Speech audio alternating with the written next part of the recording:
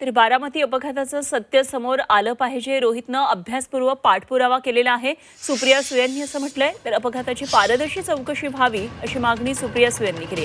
अपघाताचा विषय हा गांभीर्यानं घेतला गेला पाहिजे आणि प्रत्येक विमानाचं ऑडिट हे झालंच पाहिजे अशी मागणीही सुप्रिया सुळे यांनी केली आहे. आता हा पहिल्याच कालची नोट आली आहे आणि मंत्रालयाकडून आम्हाला सांगण्यात आलं आहे की ह्याच्यावर आपण आणखीन चर्चा आणि माहिती येत राहील.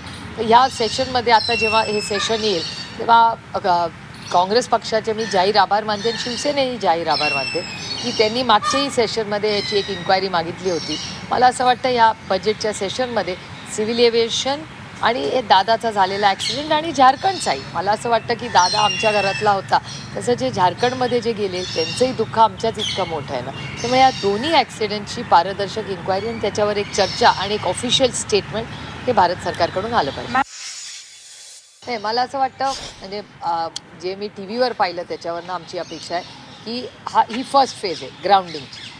पुढच्या 8-1 दिवसामध्ये त्यांच्यावर अजून स्ट्रॉंग ॲक्शन्स घेतल्या जातील असं आम्हाला सांगण्यात आलेलं आहे. त्याच्यामुळे एक 8 दिवस वाट बघू.